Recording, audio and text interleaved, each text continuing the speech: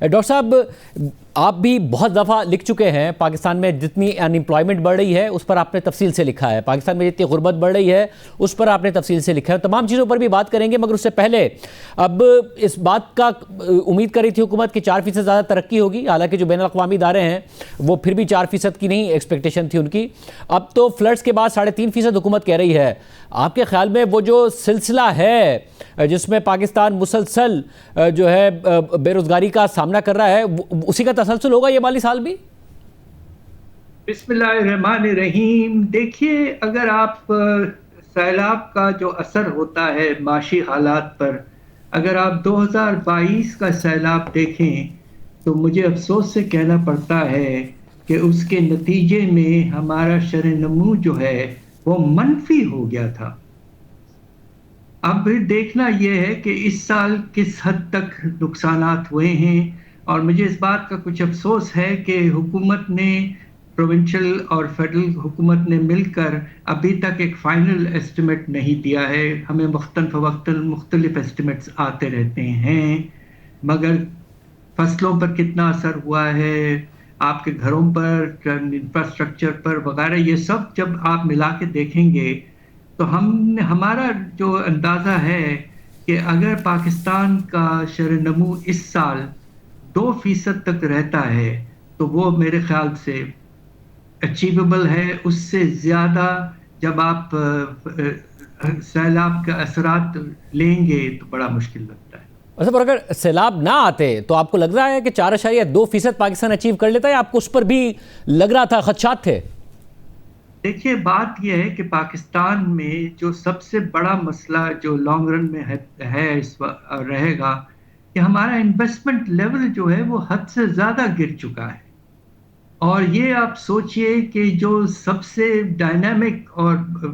تیز رفتار شعبہ، صنعتی شعبہ، اس میں انویسٹمنٹ کا لیول اس حد تک گر چکا ہے کہ 2025 میں آپ کا انویسٹمنٹ لیول 25 سال پہلے کے ریئل لیول سے کم ہے۔ تو جب آپ کے ہاں انویسٹمنٹ اس حد تک کم ہو جاتا ہے، خدا نخواستہ اور نہ کم ہو، تو اس کے نتیجے میں آپ کا شرح نمو متاثر ہوتا ہے۔ اس وقت پاکستان کی economy given the current trends بڑے مشکل سے 3 سے 3.5% کی اکانومی ہے، جبکہ باقی ہمارے قریب کے ملک وغیرہ جو ہیں ان سب کی شرح نمو 5 سے 6% کی رینج میں ہے۔ مگر صاحب پاکستان میں ماضی میں یہ مسئلہ رہا کہ بوم بس سائیکل ہوتا تھا کہ جیسے تھوڑی سی ترقی آتی تھی تو ساتھ کرنٹ اکاؤنٹ خسارہ آتا تھا۔ اب پی بی ایس کے جو نمبر آئے اس میں 5.9 ارب ڈالر کی پاکستان کی امپورٹس تھی، بٹ اسٹیٹ بینک کا جو نمبر آیا وہ تقریباً 900 ملین ڈالرز کم ہے، جس کی وجہ سے ہم نے سپٹمبر میں کرنٹ اکاؤنٹ سرپلس دے دیا، مگر 3 ماہ میں پھر بھی کرنٹ اکاؤنٹ ڈیفیسٹ ہے 500 ملین ڈالرز کا۔ تو کیا اس دفعہ یہ ہو رہا ہے کہ کرنٹ اکاؤنٹ کہیں نہ کہیں سر اٹھا رہا ہے، نمبرز پر بھی سوال اٹھ رہا ہے، مگر گروتھ کے آثار پھر بھی نہیں نظر آ رہے؟ دیکھیے، اگر آپ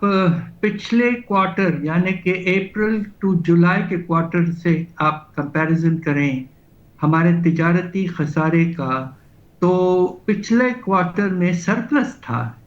177 ملین ڈالر، اور اب وہ گر کے تقریباً 600 ملین ڈالر منفی ہو چکا ہے۔ تو کافی نمایاں طور پر اس میں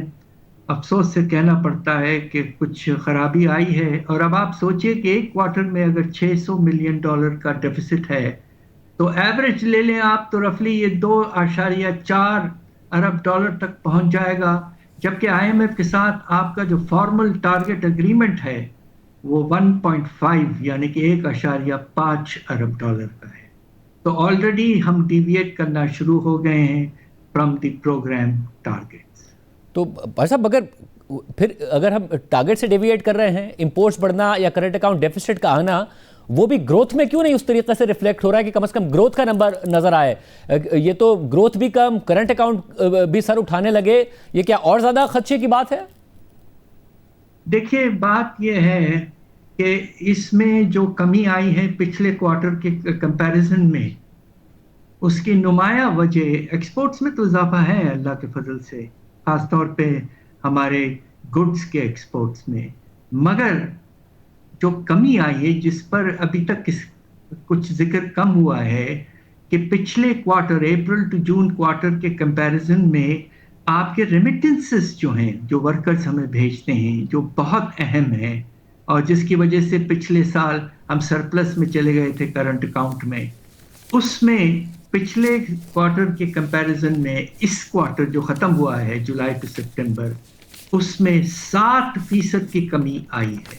تقریباً $700 ملین۔ یہ ذرا ورنگ ٹرینڈ ہے کہ کیوں ریمیٹنسز گرنا شروع ہو گئے ہیں۔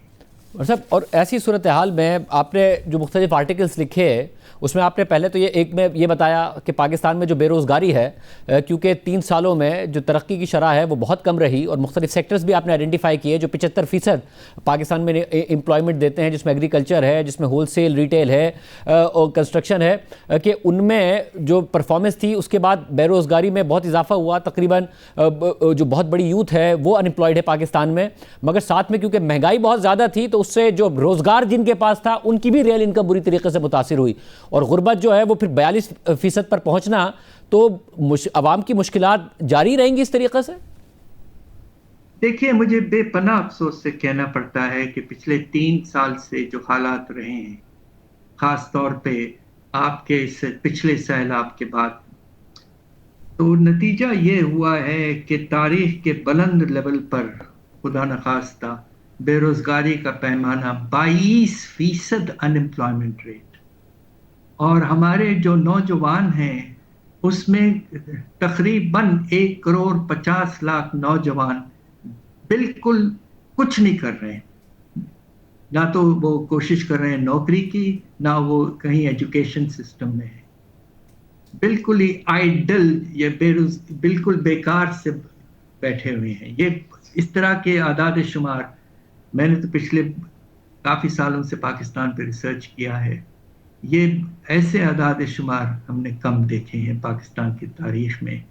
اور یہ اس لحاظ سے بہت پریشان ہوئے۔ اور آپ نے تو یہ بھی لکھا کہ اگر ایون 4.2% جو حکومت نے ٹارگٹ کیا تھا،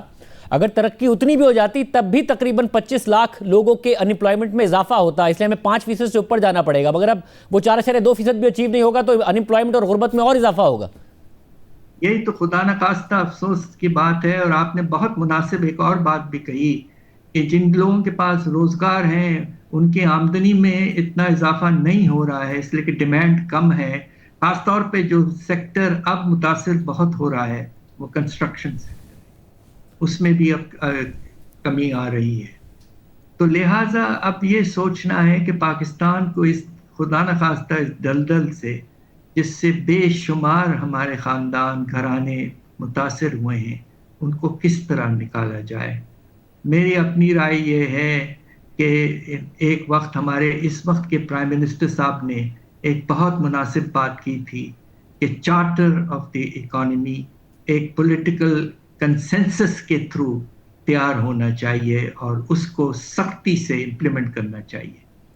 میری ناچیز رائے یہ ہے کہ وقت آ گیا ہے کہ اب آپ یہ بالکل فائنلائز کریں۔ صاحب، اور گزشتہ برسوں میں مختلف وزرائے خزانہ آئے، وہ کہتے تھے ہم ریفارمز کریں گے، اسٹیبلٹی آتی تھی، مگر IMF کے پروگرام میں ہوتے ہوئے بس ان کا فوکس یہی ہوتا تھا کہ کسی طریقے سے اگلا اسٹاف لیول اگریمنٹ ہو جائے، اگلی قسط مل جائے۔ اب جب یہ محمد اورنگزیب صاحب آئے ہیں ڈاکٹر صاحب، تو ان کے بھی دعوے یہ تھے کہ اب ہم بوم بس سائیکل میں نہیں جائیں گے اور ہم ریفارمز کر کے دکھائیں گے۔ کیا ان کا فوکس بھی اب یہی نظر آتا ہے کہ بس کسی طریقے سے IMF کی قسط مل جائے، IMF کی شرائط کسی بھی طریقے سے پوری ہو جائے، ان میں رہتے ہوئے کوئی ریفارم ایسا جس سے ملک ترقی کی راہ پر چلے وہ آپ کو دکھ رہا ہے؟ ریفارمز میں 2 شعبے ایسے ہیں جس پر ریفارمز کی بے پناہ ضرورت ہے۔ ایک تو آپ کے برآمدات جو متاثر ہو رہے ہیں، اور اب آپ یہ دیکھیے کہ پچھلے کوارٹر کے لحاظ سے آپ کے ایکسپورٹس میں صرف 3% کا اضافہ ہوا ہے، اور اگر ہمیں اپنی فائنینشیل پوزیشن کو مستحکم کرنی ہے تو ہمارے ایکسپورٹس میں کم از کم 9 سے 10% اضافہ سالانہ ہونا چاہیے، جو اس سینچری جو ہے اس کے آغاز میں ہم نے دیکھا تھا۔ پاکستان کے ایکسپورٹس 2001 سے 2008 تک سالانہ 10% کی ریٹ سے بڑھتے رہے، اور اس کی وجہ کیا تھی؟ وجہ یہ تھی کہ ہم نے اپنے ایکسپورٹرز کو بہت انسینٹیوز دیے، ان کو سپورٹ کیا. ابھی یہ پوزیشن یہی پاکستان میں، اب آپ حیرت ہوگی، جب ہم حکومت میں تھے تو ہم نے 1% ٹیکس، فکس ٹیکس لگایا تھا ایکسپورٹرز پر. وہ پچھلے سال کے بجٹ میں آپ نے نکال دیا اور فل ٹیکس پہ لے آئے. دنیا بھر میں ایکسپورٹرز کو انسینٹیوز ملتے ہیں، بنگلہ دیش دیتا ہے، ہندوستان دیتا ہے. ہم نے اپنے ایکسپورٹرز سے انسینٹیوز ہٹا لیے. اور اب ایک اور بڑا پرابلم کہ 1.5 سال تقریباً ہونے کو آئے ہیں، روپے کی قدر کو آپ نے آرٹیفیشل اتنا مستحکم رکھا ہے. اس وقت اگر میں تھوڑا ٹیکنیکل بات کروں کہ ریئل افیکٹو ایکسچینج ریٹ آپ کا 100 سے اوپر جا چکا ہے اور ایکسپورٹرز کو مناسب قیمت نہیں مل رہی ہے روپیز میں. تو اس طرح کے سٹیپس آپ کو لینے ہیں ٹو کنسالیڈیٹ پروموٹ ایکسپورٹس. دوسرا، آپ کو ریونیوز کو براڈ بیس کرنا ہے. آپ کا بیس جو ہے ریونیوز کا وہ 2-3 سیکٹرز پہ بیسڈ ہے. ایک آپ کا کارپوریٹ سیکٹر، دوسرا بینکنگ کا جو سیکٹر، فائنینشیل سیکٹر، اور تیسرا آپ کے سیلری کلاس. آپ کے 3 اور بڑے شعبے ہیں جہاں سے بے شمار ریونیوز حاصل کر سکتے ہیں اگر آپ نظام ٹھیک کریں اور لاز کو امپلیمنٹ کریں. ایک آپ کی پراپرٹی جس پہ 6 ٹیکسز ہیں پاکستان میں، فیڈرل اور پروونشل، اور کھینچ کھانچ کے ہم 200 ارب اٹھاتے ہیں کل. دوسرا آپ کا جو بڑا سیکٹر ہے اکانومی کا، سب سے بڑا sector wholesale and retail trade sector, just as a sub sector. تو اس میں آپ یہ دیکھیے کہ ریونیوز نہ ہونے کے برابر ہے. پچھلے سال ہم نے تاجر دوست اسکیم چلائی تھی، 50 ارب کا ٹارگٹ رکھا، اس کا 1/4 حصہ بھی شاید نہیں ہو پایا. اور تیسرا کلاس جو ہے وہ ایگریکلچرل، آپ کے بڑے زمیندار. تو پاکستان کو اپنے بدن کے خون کو اگر بڑھانا ہے تو 2 چیزوں کی ضرورت ہے: درآمدات اور ٹیکس ریونیوز. اس کے نتیجے میں اکانومی پھر سے آگے بڑھنا شروع ہو جائے گی، خاص طور پہ جب آپ ٹیکس ریونیوز اپنے انفراسٹرکچر اور ڈیولپمنٹ پروجیکٹس کی طرف لے جائیں.